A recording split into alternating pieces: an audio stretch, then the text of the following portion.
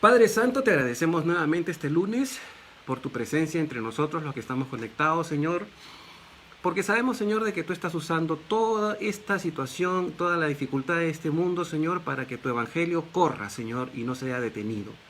Aunque las iglesias no se pueden reunir en muchos países todavía, Señor, todos están usando las redes y tú lo estás permitiendo, Señor.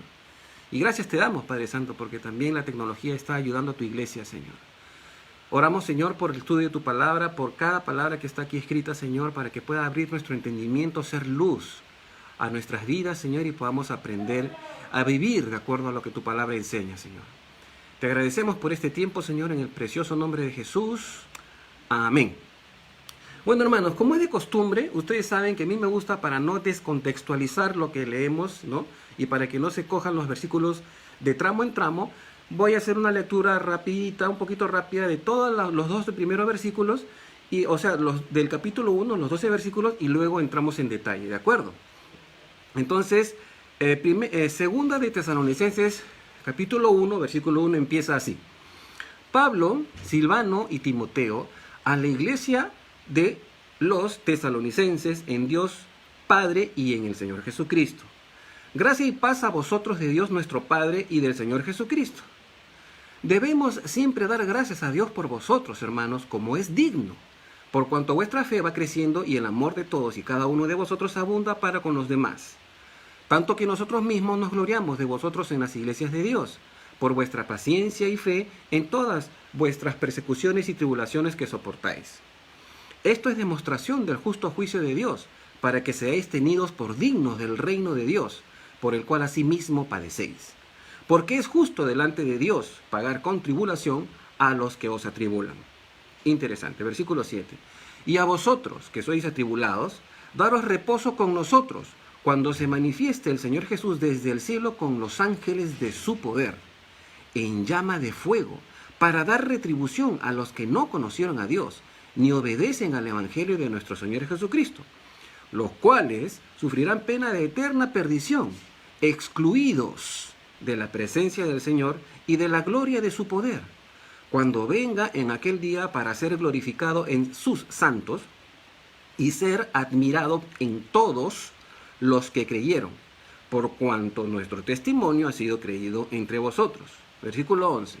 Por lo cual, asimismo, oramos siempre por vosotros, para que nuestro Dios os tenga por dignos de su llamamiento, y cumpla todo propósito de bondad y toda obra de fe con su poder, para que en el nombre de nuestro Señor Jesucristo sea glorificado en vosotros, y vosotros en Él, por la gracia de nuestro Dios y del Señor Jesucristo.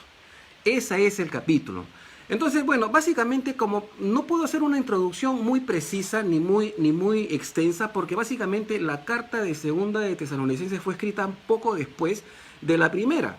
En las primeras enseñanzas de la primera de Tesalonicenses yo dije de que había alguna discrepancia entre algunos estudiosos que piensan que en realidad la segunda carta era la primera y la primera era la segunda respectivamente.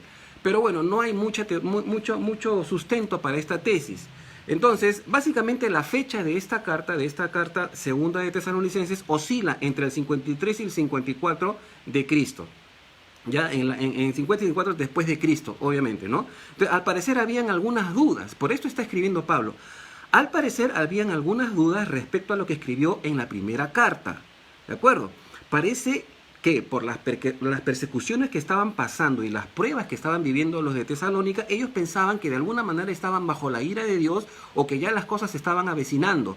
Entonces por eso Pablo escribe para corregir de repente alguna mala interpretación de las palabras que él había escrito en la primera carta que les había enviado. Entonces, en esta segunda epístola de Tesalonicenses, lo que hace Pablo es básicamente reforzar todo lo que él ya había dado o lo había enseñado en la primera carta, diciéndoles a los de Tesalónica de que ellos no estaban bajo el juicio de Dios, ni estaban puestos para la ira, a pesar de todas las tribulaciones que estaban viviendo, porque sufrían tribulaciones y persecuciones. Acuérdense de que también en Tesalónica habíamos visto que era una ciudad muy cosmopolita, llena de diferentes grupos étnicos y de diferentes nacionalidades, pero también estaban los judaizantes, los judíos, ¿no? Ortodoxos, que siempre perseguían al apóstol Pablo, que no querían que él enseñara en ningún otro sitio, que entre a alguna sinagoga. Y cuando se convirtió gente de Tesalónica, los judíos también estaban ahí fastidiando a la misma iglesia de los gentiles. Entonces todo esto era tribulación y persecución. Y los de Tesalónica pues estaban pasando por pruebas. Entonces Pablo les escribe básicamente esta segunda carta para decirles, no, ustedes no están bajo la ira de Dios y tampoco están bajo el juicio divino. Hay algunas cosas que van a acontecer primero y se las voy a mencionar. Entonces Pablo está consolando con esta carta, les va a decir lo que va a anteceder el día final o el tiempo final o el tiempo del fin, y por eso es que está escribiendo esta carta, ¿no? Ahí en esta carta les da las pautas de lo que va a pasar antes de que se manifieste la ira de Dios o cuando regrese Jesús, ¿no es cierto?, al final de los tiempos. Entonces esta carta es una carta de ánimo y de consuelo y refuerza también la escatología. Es decir, refuerza. Escatología es un término muy teológico, ¿de acuerdo? Pero escatología significa el estudio de los tiempos futuros. Es decir, Pablo refuerza en los tesalonicenses lo que está por acontecer en un futuro que no les estaba pasando a ellos y que por eso ellos no debían preocuparse a pesar de que estaban sufriendo tribulación y persecución en su propia nación. Incluso Pablo les dice, no solamente ustedes, todas las iglesias, incluso en el mismo Jerusalén, están padeciendo persecución, ¿no? Y eso es bueno. Y Pablo acaba a hablar de algunas cosas que vamos a estudiar que son bien interesantes. Entonces es una carta de ánimo, de consuelo, refuerza la escatología, de acuerdo, en los tiempos futuros, y nos hace discernir las cosas previas que van a suceder antes del retorno corporal de Cristo, cuando Cristo venga a reinar con sus santos, con su iglesia y con sus ángeles, descienda del cielo. Eso es diferente al rapto como ya lo estudiamos en los estudios previos de Primera de Tesalonicenses, que está en el capítulo 4 de Primera de Tesalonicenses. Entonces vamos al detalle.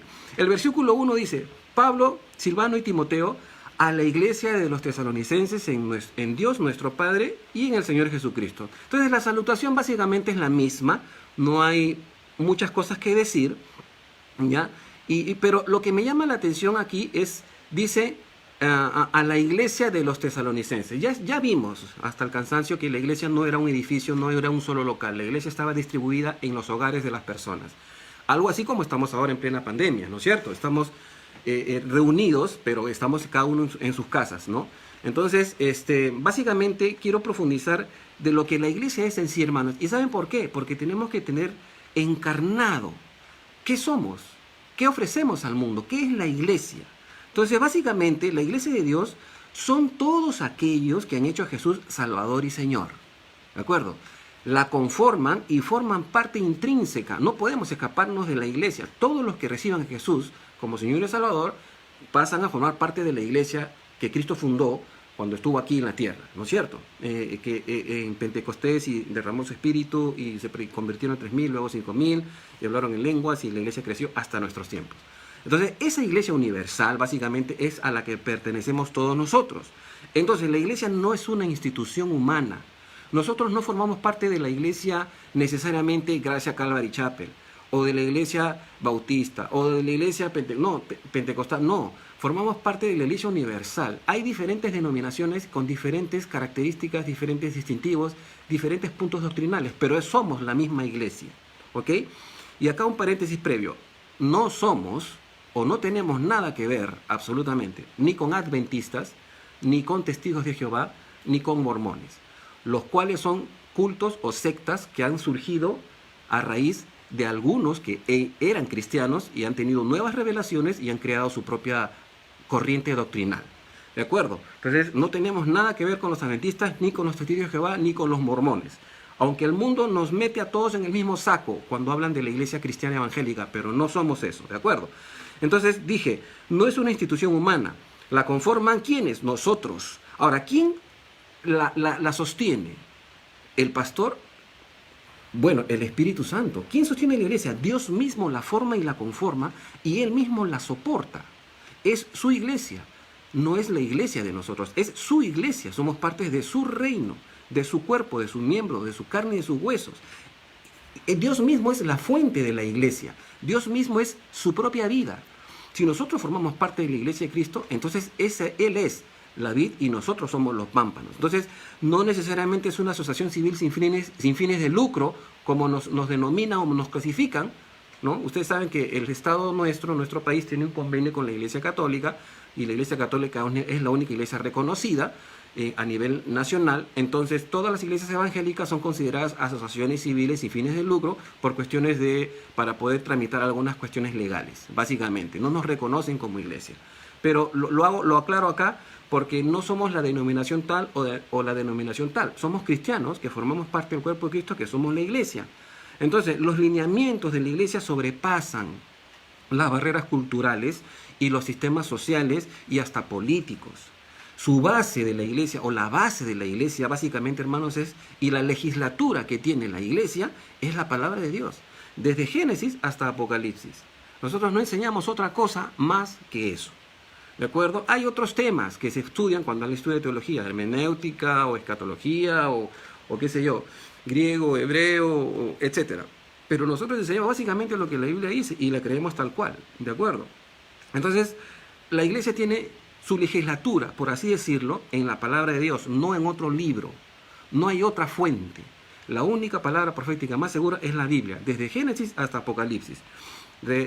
Como paréntesis, en los domingos, a las 5 de la tarde, el pastor está teniendo una transmisión coloquial donde hacen preguntas y respuestas, y algunos preguntaron sobre los libros deuterocanónicos o libros apócrifos.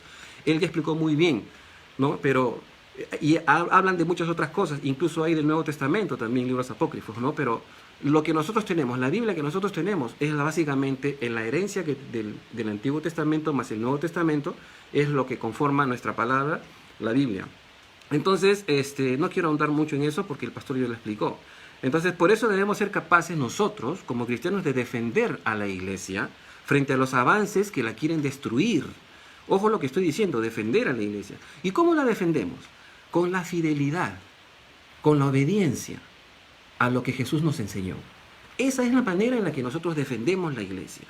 Nosotros no somos llamados a hacer política, ¿ya? Jesús es el dueño de la iglesia y Él es quien nos instruye en cómo vivir, de la manera en la que tenemos que vivir, de tal manera que la iglesia sea luz aún en medio de todas las persecuciones que sufrimos. Entonces, presten atención a esto que voy a decir. No somos revolucionarios intelectuales. La iglesia no es eso. La iglesia de Cristo nosotros no somos revolucionarios intelectuales. No somos filósofos, ¿de acuerdo? Tampoco somos coaching. No hacemos coaching. No exaltamos el ego del hombre. No te vamos a decir nunca a nosotros, saca lo mejor de ti. Concéntrate en tu yo interior. Cosas que tienen que ver con el gnosticismo y la nueva era. Pablo dice, miserable de mí, ¿quién me librará de este cuerpo de muerte? Lo que está dentro de nosotros es lo más podrido del mundo. No hay nada nuevo, no hay nada bueno dentro de nosotros. Entonces no somos coaching, la iglesia no es coaching. Tampoco traemos soluciones políticas. Hay muchas personas que dejan el ministerio por ser políticos. Bueno, darán cuentas a Dios. Pero el ministerio, el llamamiento y los dones son irrevocables. ¿De acuerdo? Entonces hay que tener esto claro para saber a qué pertenecemos. Pablo dice, Pablo, Silvano y Timoteo, a la iglesia de los tesalonicenses. Entonces estamos escribiendo a la iglesia básicamente como fundamento. Entonces, ¿qué es lo que hacemos? Nosotros traemos la presencia de Dios a la gente inconversa. Presentamos a Cristo como Salvador personal. ¿Sí? Eso es lo que hacemos como iglesia. Somos pacificadores, somos pro vida, somos morales, somos testigos de la resurrección de Cristo. Porque si no, no hubiese habido un cambio en cada uno de nosotros. Y somos testigos de la eficacia de la palabra de Dios, como la palabra de Dios nos sana. Entonces no somos un espectáculo circense de milagros televisivos, como ustedes ven ahora en las redes. Gente que se saca el saco y le pega a los otros, o que soplan y se caen, o que paran escupiendo y paran haciendo tembladeras y ridiculizando el testimonio de la iglesia. No somos eso nosotros, ¿de acuerdo? Entonces nosotros no somos llamados a dar demostraciones de nuevas técnicas contemporáneas que se acomodan a lo cambiante de las formas sociales. No, la iglesia no es eso. Nosotros somos el cuerpo de Cristo y Cristo quiere manifestarse al mundo por medio de nosotros. Y eso es lo que somos. Somos portadores de buenas nuevas. Miren lo que dice en Mateo 16, 18 y 19. Se los voy a leer. Mateo 16, 18 y 19 dice, y yo también te digo que tú eres Pedro, y sobre esta roca edificaré mi iglesia, y las puertas del Hades no prevalecerán contra ella. A ti te daré las llaves del reino de los cielos, y todo lo que atares en la tierra será atado en los cielos, y todo lo que desatares en la tierra será desatado en los cielos. Y esto no tiene nada que ver con la confesión positiva, lo cual es una especie de ridículo para el mundo. ya de que confiesa, declara, etcétera, de tontería. No tiene nada que ver con eso. ¿Sabes cómo? ¿Tú sabías, hermano, que el Señor te ha dado a ti las llaves del reino? ¿Cómo las usas? Cada vez que tú compartes el Evangelio con alguien, estás abriendo una puerta. Estás usando las llaves del reino. Cada vez que tú hablas de Jesús a alguien, estás usando las llaves del reino. A ti te daré las llaves del reino. Obviamente se estaba refiriendo a Pedro en esta sección Jesús, pero también se aplica a todos nosotros. Cuando yo le comparto a alguien, estoy haciendo uso de las llaves del reino. Yo puedo no querer compartirle a alguien, y entonces estoy cerrando también. Por eso Jesús dijo, todo lo que ates será desatado y todo lo que desates en el cielo será desatado y todo lo que ates será atado. Porque si yo estoy ahí en una situación específica y no comparto el Evangelio, no hubo bendición para esas personas. Pero si comparto, va a haber bendición. Estoy usando las llaves y estoy presentando a Cristo como Salvador y Señor. Solamente lo quería aclarar. Vamos con el versículo 2. Gracia y paz a vosotros de Dios nuestro Padre y del Señor Jesucristo. De la gracia se ha dicho mucho. En el estudio pasado de 1 Tesalonicenses hablé algunas cosas de la gracia, pero considero que hay algunas cositas que quisiera puntualizar aquí, ¿ya? Para tener algunos aspectos que son necesarios en donde tenemos que hacer énfasis. Entonces, la gracia ha sido teologizada, de tal manera que se han escrito miles de tratados teológicos al respecto. Muchos han querido describir la gracia de manera totalitaria u autoritaria, ¿no? Entonces, pero con un entendimiento racional bajo las premisas de los pensamientos de los hombres. Han querido explicar qué es la gracia de Dios usando algunas técnicas o la lógica simple. Y de acuerdo, y bueno, a Dios no le puedes encasillar con la lógica. Entonces, queriendo hacer descripciones de la gracia, de su naturaleza, de cómo actúa, de lo que hace, se han escrito muchos libros, ¿no es cierto? Pero quiero puntualizar algunas cositas aquí. Parece ser que hasta incluso le han dado personalidad propia a la gracia, ¿no? La gracia es como si ya fuera algo aparte de Dios, que actúa aparte de los lineamientos de todo lo que Dios es en su conjunto, en su deidad. Entonces se habla de la gracia soberana, por ejemplo, ¿no? Y esto es un término que lo acuñó Dwight L. Moody en los años 1890 y tantos, 91, en uno de sus tratados que él escribió, ¿no? Es básicamente una colección de sus prédicas, ¿ya? Pero esta palabra, gracia soberana, no se encuentra en la Biblia, ¿no? La palabra gracia soberana no se encuentra en la Biblia, ¿de acuerdo? Entonces, el trabajo de Moody es muy bueno, dicho sea de paso, pero han habido algunos que posiblemente queriendo interpretar a Moody, han reescrito lo que él creía de la misma gracia. Entonces, incluso el calvinismo se atribuye las doctrinas de la gracia, que también es otro término que tampoco está en la Biblia, las doctrinas de la gracia. Esos términos no están en la palabra. Basándose en los 5 puntos del TULIP, que son los acrósticos para los 5 puntos del calvinismo que sostienen ellos. Entonces, básicamente se ha escrito mucho de la gracia. Ahora, yo les hago esta pregunta. Se dice que la gracia se otorga de manera inmerecida a todo aquel que Dios escoge, ¿de acuerdo? Pero esto propone un cuestionamiento. ¿Dios no escoge a algunos también por gracia? Si la gracia es soberana y escoge solo a algunos, entonces ¿por qué no escoge a todos? Qué raro, ¿no? Si la gracia no tiene nada que ver con el mérito humano, ¿por qué Dios no escoge a todos por gracia? ¿Por qué solo escoge a algunos para salvación si ya sabe que le van a fallar y que a pesar de sus méritos, que no tienen, no merecen la gracia salvadora? Entonces, la única escalofriante respuesta para estas preguntas, ¿ya?, es que Dios crea y predestina a algunos para no darles su gracia y encima condenarlos, aun siendo ellos incapaces de hacer algo bueno, pues no fueron predestinados para recibir esa gracia. Esto es una locura. Esto no creemos nosotros, ¿de acuerdo? Nosotros no creemos eso. Si la gracia no se otorga en base al mérito humano, ¿de qué está hablando este versículo que dice en Santiago 4.6? Miren lo que dice Santiago 4.6. Pero Él da mayor gracia. Por esto dice, Dios resiste a los soberbios y da gracia a los humildes. ¿Ok? Dios resiste a los soberbios, pero da gracia a los humildes. Santiago está tomando esto de Proverbios 3.34. Entonces, la pregunta es, ¿acaso la gracia está condicionada a la humildad humana? ¿Por qué Santiago dice, o el proverbio dice, Dios resiste a los soberbios, pero da gracia a los humildes?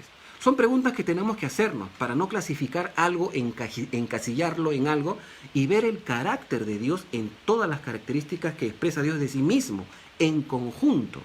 ¿La gracia salvadora acaso es diferente de la gracia que actúa en el creyente? ¿Cuántos tipos de gracia hay? ¿De dónde proviene la gracia? Entonces la gracia de Dios, déjenme decirle algo, hermanos, la gracia de Dios no es gratuita. Va a sonar descabellado. No saquen de contexto lo que estoy diciendo. La gracia de Dios, repito, no ha sido gratuita o no fue gratuita. Tuvo un precio. Y ese precio fue un precio divino. ¿Saben cuál fue? La muerte de Cristo. Es por eso que en Él somos nosotros amados. En Él recibimos la gracia. En Él somos salvos. En Él somos escogidos. Por la gracia que se nos ha otorgado por medio de Cristo Jesús. Todos los seres humanos de la historia van a ser juzgados en base a esto. Romanos 14:11 dice, porque Cristo está, vivo yo, dice el Señor, que ante mí se doblará todo rodilla y toda lengua confesará a Dios. Y esto también lo repite Pablo en Filipenses 2:10. Entonces, es cierto que la gracia es inmerecida, pero no actúa aparte de la naturaleza y el corazón de Dios. Y Dios ha dicho que quiere que todos se salven. Entonces, si alguien resiste al Espíritu Santo, resiste a Jesús. Y la gracia no puede ser otorgada. Y ahí está en conjunción con el albedrío, la libertad de decirle sí o no a Dios. ¿De acuerdo? La gracia no tiene personalidad propia aparte de la voluntad de la deidad. La gracia es soberana, dicen algunos. ¿Pero soberana sobre qué? Decide caprichosamente, ¿por qué me escogió a mí para salvarme y no a Hitler? Una pregunta simple. ¿Acaso Dios predestinó para el infierno a alguien antes de crearlo? Esto no está en la naturaleza de Dios. ¿De acuerdo? Entonces la gracia no tiene personalidad propia aparte de la voluntad de la deidad. No es un atributo, es en esencia parte del carácter de Dios. Actúa en conjunto con la voluntad de Dios y su voluntad es agradable y perfecta. ¿Y saben por qué, hermanos? Porque Dios no es malo. Dios no es malo. ¿Ya? Entonces, quiero ser bien específico en esto, ¿no? No me quiero robar mucho el tiempo, pero miren lo que dice Éxodo 34:6. Cuando se aparece Dios frente a Moisés, que lo pone en la hendidura de la peña, Dios dice, en Éxodo 34:6, dice, y pasando Jehová por delante de él, proclamó, Jehová, Jehová fuerte, misericordioso y piadoso, tardo para la ira y grande en misericordia y verdad, que guarda misericordia a millares, que perdona la iniquidad, la rebelión y el pecado, y que de ningún modo tendrá por inocente al malvado, que visita la maldad, que visita la iniquidad de los padres sobre los hijos y sobre los hijos de los hijos hasta la tercera y cuarta generación. Entonces, esta gracia de Dios, básicamente, se personificó en Cristo Jesús. Miren lo que dice en Juan 1, capítulo 1, versículo 14. Y aquel verbo fue hecho carne y habitó entre nosotros y vimos su gloria, gloria como del unigénito del Padre, lleno de gracia y de verdad. Juan dio testimonio de él y clamó diciendo, este es quien yo decía, el que viene después de mí, es antes de mí, porque era primero que yo, porque de su plenitud tomamos todos y gracia sobre gracia. Pues la ley por medio de Moisés fue dada, pero la gracia y la verdad vinieron por medio de Jesucristo. O sea, la gracia no tiene personalidad propia, ¿de acuerdo? Y esto es algo que tenemos que esclarecerlo para dejar bien cerrado este capítulo cuando cada vez leamos gracia en la palabra de Dios. Versículo 3. Debemos dar gracias a Dios por vosotros, hermanos, como es digno, por cuanto vuestra fe va creciendo y el amor de todos y cada uno de vosotros abunda para con los demás. Ahora, Pablo expresa que debido al testimonio de los tesalonicenses, para él es digno de que siempre esté dando gracias a Dios por ellos en oración. Interesante, ¿no? ¿Por qué? Porque la fe de ellos crece cada día. ¿Cómo era el evidente crecimiento de la fe de ellos? Estaban soportando las tribulaciones. ¿De acuerdo? La fe debe estar en un crecimiento constante. No hay fe estática. La fe, no hay una fe teórica. La fe siempre está actuando, siempre está creciendo. No es una fe teórica solamente conocimiento. Es práctica, te lleva al ejercicio y te lleva a actuar. Produce obras de amor y de ayuda mutua. La fe se fundamenta en la solidez y la madurez de un cristiano. Un cristiano es maduro y sólido cuando su fe está firme. ¿De acuerdo? Entonces muchos tienen bastante conocimiento, pero no actúan de acuerdo a eso. Entonces esa fe, por eso Santiago les dice, no, muéstrame tu fe y yo te mostraré mi fe por mis obras. Versículo 4. Tanto que nosotros mismos nos gloriamos de vosotros en las iglesias de Dios por vuestra paciencia y fe en todas vuestras persecuciones y tribulaciones que soportáis. Aquí se deja ver que la fe y la paciencia nos prepara para soportar las tribulaciones y pruebas, incluso las persecuciones. ¿Y saben por qué, hermanos? Porque ¿cómo es probada tu fe si no pasas por una situación difícil? ¿Cómo sabes cuánta resistencia tienes si no hay persecución? ¿Cómo sabes que Dios obra sanidades si nunca te enfermas? ¿De acuerdo? Entonces la fe te lleva a actuar. Entonces, la evidencia de la fe de los tesalonicenses era motivo de orgullo y de alegría para Pablo. Por eso que le estaba escribiendo y siempre los halagaba con esto, ¿no? Parece decir que Pablo, parece ser de que Pablo cada vez que podía comentaba a otras iglesias cómo los tesalonicenses soportaban las tribulaciones debido a que la fe de ellos estaba constante y estaba en crecimiento. Por eso siempre Pablo testificaba, mira la iglesia tesalonicense cómo están creciendo estos hermanos, qué bárbaro, estoy muy alegre, muy contento y sigo orando por ellos, ¿no? La fe le da la capacidad a un creyente para mantenerse firme. Y esto es importante, repito, la fe le da la capacidad a un creyente para mantenerse firme. Porque por fe andamos, no por vista. El justo por su fe vivirá, dice la palabra. Versículo 5. Esto es demostración del justo juicio de Dios, para que seáis tenidos por dignos del reino de Dios, por el cual asimismo padecéis. Esto me llama la atención, hermanos. Repito el versículo. Esto es demostración del juicio de Dios, para que seáis tenidos por dignos del reino de Dios, por el cual asimismo padecéis. Parafraseando, Pablo les está diciendo, ustedes pertenecen al reino de Dios, por lo tanto van a sufrir persecución, van a padecer.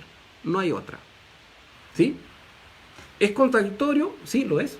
¿Persiguieron a Jesús? Sí, a nosotros también. Jesús lo dijo, si el mundo me aborrece a mí, a ustedes también los van a aborrecer. Así que estas palabras destruyen por completo y desbaratan por completo la doctrina de la prosperidad y de la confesión positiva. Que somos más que vencedores, que somos victoriosos, etcétera de cosas, que tenemos el derecho de todo el dinero es nuestro, que declara, confiesa, etcétera de cosas. ¿Por qué? Porque la iglesia va a ser perseguida. Pablo dice que los padecimientos y persecuciones que sufrimos nos hace ser dignos del reino de Dios. Miren lo que dice Juan 16:33. Estas cosas os he hablado para que en mí tengáis paz. Está hablando Jesús. En el mundo tendréis aflicción, pero confiad, yo he vencido al mundo. Jesús no dijo, ustedes triunfarán en el mundo en todo. No dijo eso. Dijo, en el mundo tendréis aflicción, pero yo he vencido al mundo, así que confía en mí. Si tú sacas los ojos de Jesús y pones los ojos en tus problemas, dejas de ver a Dios y la cosa se pone caótica. No perdamos de vista nuestros ojos en Jesús. Y miren lo que dice 2 Timoteo 3:12. Y también esto le dice Pablo a Timoteo, aconsejándole. Y también esto, todos los que quieren vivir piadosamente en Cristo Jesús padecerán persecución. ¿De acuerdo? Ahí está, lo dice la palabra de Dios. Y hay algunos de la confesión positiva o estas cosas, doctrinas, no sé, hasta no son de Dios, no quiero proferir juicio que no me corresponde, que dicen algunos que incluso a Pablo no tenía fe, o sea, le faltó fe para ser sanado, porque Pablo tenía un problema y pidió 3 veces y Dios le dijo no, entonces no tuvo la suficiente fe. ¡Qué locura, hermanos! Eso es una locura. Pero bueno, nosotros no creemos así. Versículo 6. Porque es justo delante de Dios pagar con tribulación a los que os atribulan. Presten atención, porque es justo delante de Dios pagar con tribulación a los que os atribulan. Me trae a la mente algo. Cuando estaba a punto de nacer Moisés, ¿qué hizo el faraón de esa época? Mandó a matar a todos los niños judíos. A los varoncitos los mandó matar, y si era mujer la dejaba vivir. Por eso es que la mamá de Moisés lo escondió en su canastita y lo puso en el río. Y salvó Moisés su vida, y por eso Moisés significa salvado de las aguas. Pero ¿qué pasó algunos años después? ¿No vengó Dios eso con la muerte de los primogénitos de Egipto? ¿Con todas las plagas que pasaron? El Señor dice, hermano, y te lo digo, te tengo esculpida en las palmas de mis manos. El que te toca, toca a la niña de mis ojos. Y Dios nos cuida de esa manera. Y acá Pablo dice, porque es justo pagar con tribulación a los que os atribulan.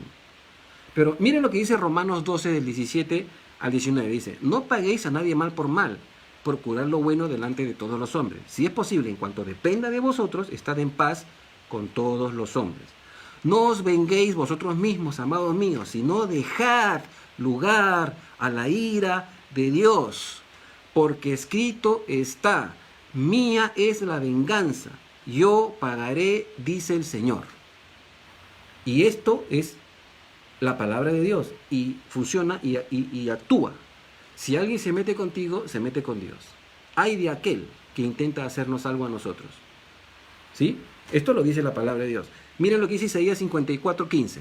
Si alguno conspirare contra ti, lo hará sin mí.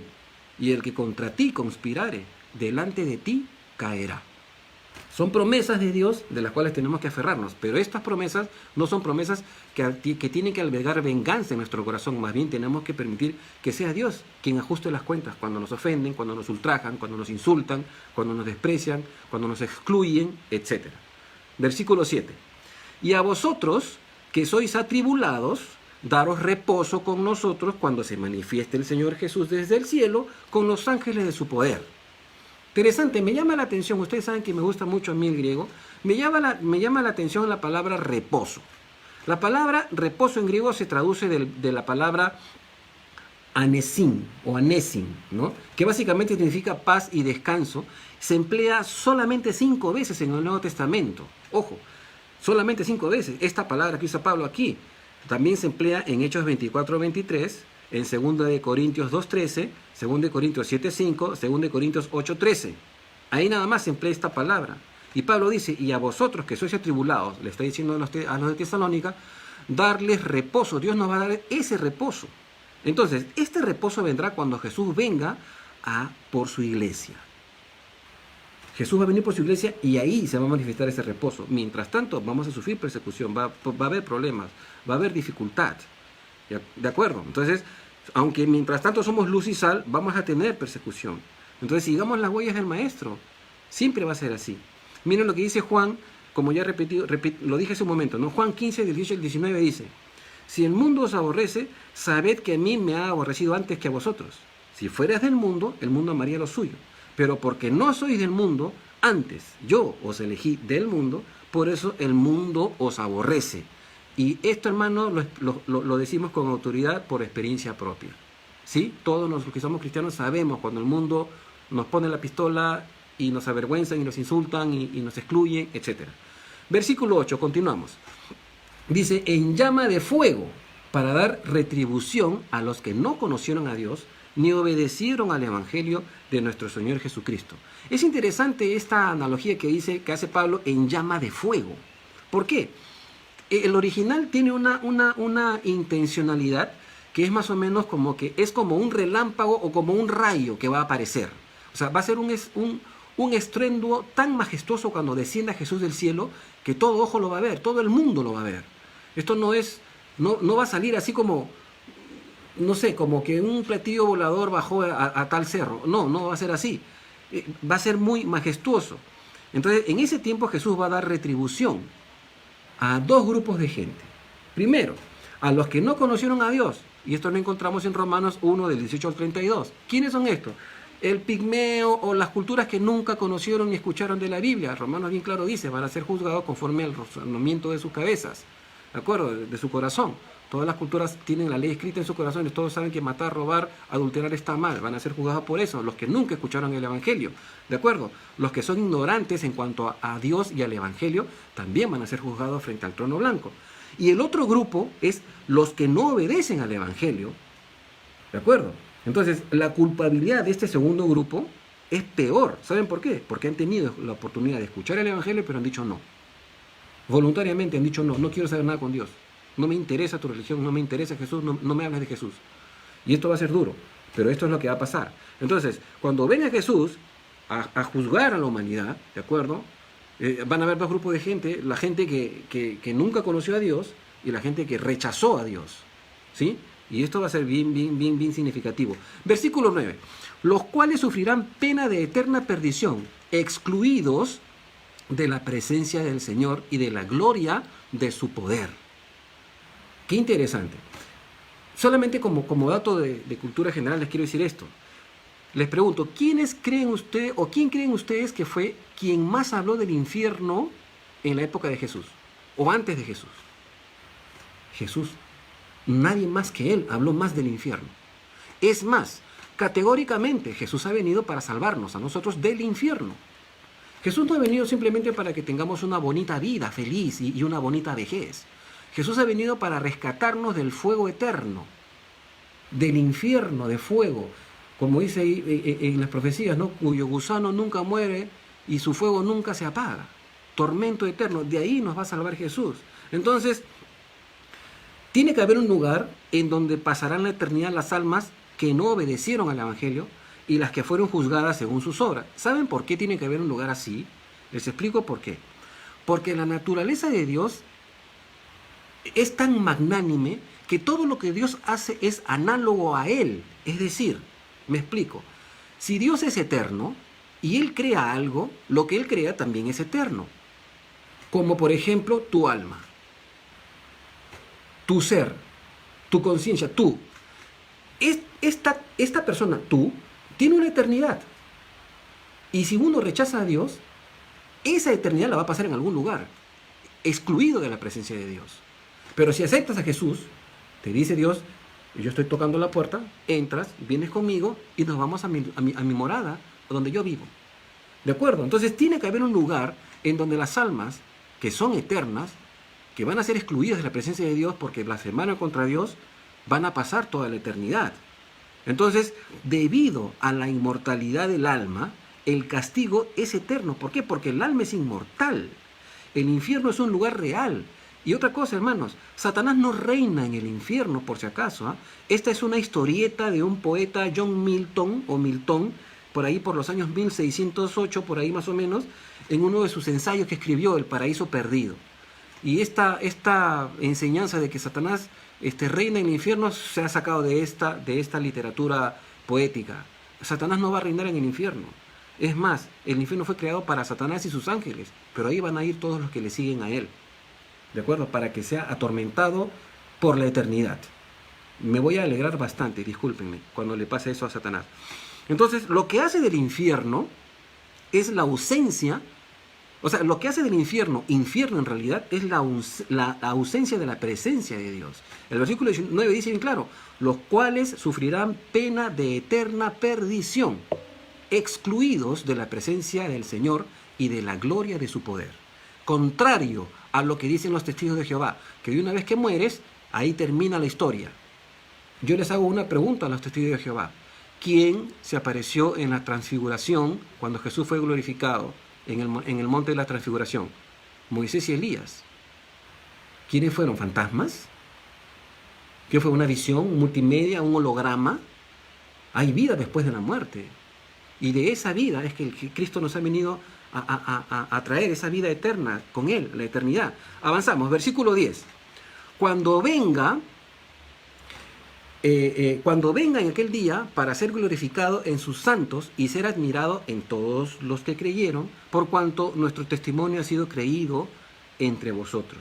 Entonces, Cristo va a ser glorificado ¿en quién? En su iglesia, transformándonos a todos a su imagen. Seremos como Él. Sus santos retornarán con Jesús a la tierra para reinar con Él. Nosotros vamos a reinar con Cristo, hermanos. Por eso Pedro dice bien claro, somos reyes y sacerdotes. ¿De acuerdo? Entonces, la esperanza bienaventurada que Pablo les escribe en la primera epístola, en la primera carta, es el arrebatamiento o el rapto, que no es ningún rapto secreto, porque cuando suceda, mamita linda, o sea, el mundo va a ver, va a ser testigo de que millones han desaparecido. ¿De acuerdo? Pero como el rapto no es secreto, va a ser algo que dejará boquiabierto a todos. Entonces, pero en el retorno de Jesús, 7 años después, es decir, después de la gran tribulación, ¿no? 7 años después de la gran tribulación, 7 años después del arrebatamiento, Cristo vendrá a destruir los ejércitos que pelearán contra Israel y contra Él mismo. Miren lo que dice Daniel 12, lo leo rapidito, Daniel capítulo 12. En aquel tiempo se levantará Miguel, el gran príncipe que está de parte de los hijos de tu pueblo, y será tiempo de angustia, cual nunca fue desde que hubo gente hasta entonces.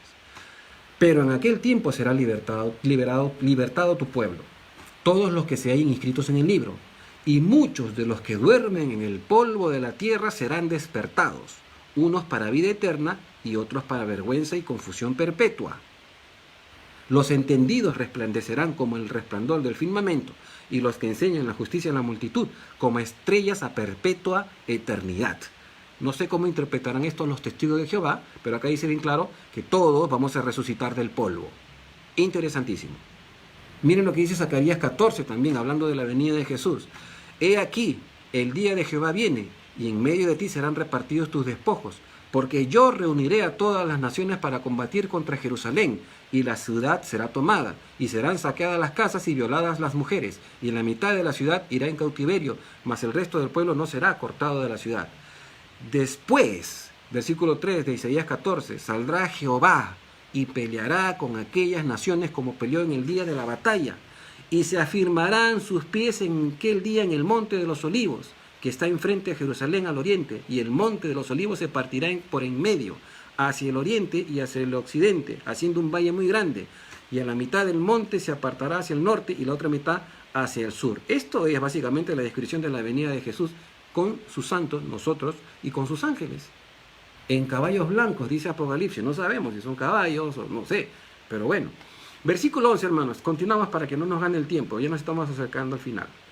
Versículo 11 dice, por lo cual, asimismo oramos siempre por vosotros, para que nuestro Dios os tenga por dignos de su llamamiento y cumpla todo propósito de bondad y toda obra de fe con su poder. Nadie, préstenme atención hermanos, nadie puede ser más digno o menos digno delante de Dios, sino aquel que ha entregado completamente su vida a Cristo. ¿Sí? Nadie puede ser digno, ni menos digno delante de Dios, a menos que haya entregado su vida completamente a Cristo Jesús. Mientras más crezca la fe, mientras más abundemos en el fruto del Espíritu Santo, el propósito de Dios para que caminemos reflejándole y siendo testigos de Cristo, se va a mostrar no solo en palabras, sino en poder. Un poder de una vida sobre el pecado, sobre tus pasiones pecaminosas. ¿De acuerdo? Una vida que va a permanecer y a sostenerse a pesar de la tribulación. Una vida que va a permanecer fiel. Una vida que está completamente rendida a Dios. Ahora, si Dios nos llama, solo hay dos opciones. Decirle sí o decirle no. Simple como eso. Si Dios nos llama, podemos decirle sí o podemos decirle no. Entonces tenemos que tener en mente lo siguiente. Dios no va a forzar tu voluntad. Dios no quiere esclavos. Dios no quiere autómatas. Dios no quiere, títeres. Dios quiere una relación genuina de amor, natural, un amor nacido de la voluntad. Amo a Dios por quien Él es, porque me creó. No lo amo a Él necesariamente porque tengo la obligación de amarlo a Él porque Él me escogió.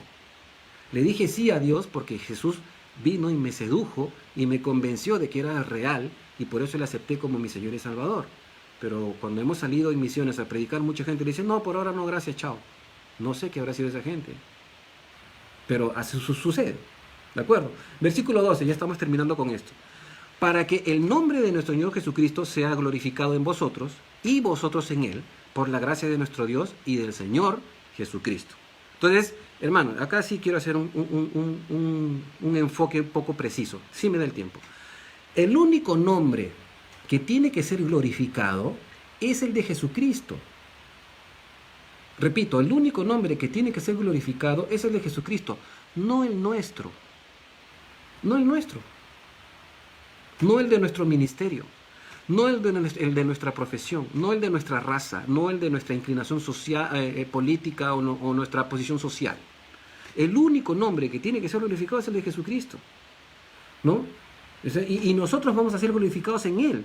Entonces, en Cristo es donde nosotros encontramos nuestra identidad. Por eso Pablo dice, ya no vivo yo, sino que Cristo vive en mí.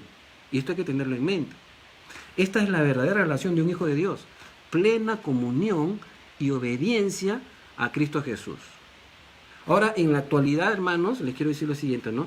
En la actualidad hay muchas personas que se obnubilan, se dejan, ¿cómo decirlo? Se dejan impresionar, se dejan seducir, ¿ya? Con el adelanto tecnológico y con la facilidad con la que podemos autopromocionarnos. ¿De acuerdo? Hay ministerios con nombres propios. La publicidad en las redes, bueno, etcétera, hay cosas. Muchas cosas que no glorifican a Jesús, glorifican lo que uno hace, glorifican a la persona, glorifican lo bueno que somos, ¿no? Glorifican muchas cosas, pero no glorifican a Dios. Y hay que tener un balance para esto, porque Jesús dijo bien claro, ¿no? ¿Cómo podéis vosotros creer si recibís la gloria los unos de los otros y no recibís la gloria que viene del Dios único? O sea, ¿para qué estamos nosotros? ¿Para que la gente nos mire a nosotros o para que miren a Jesús a través de nosotros?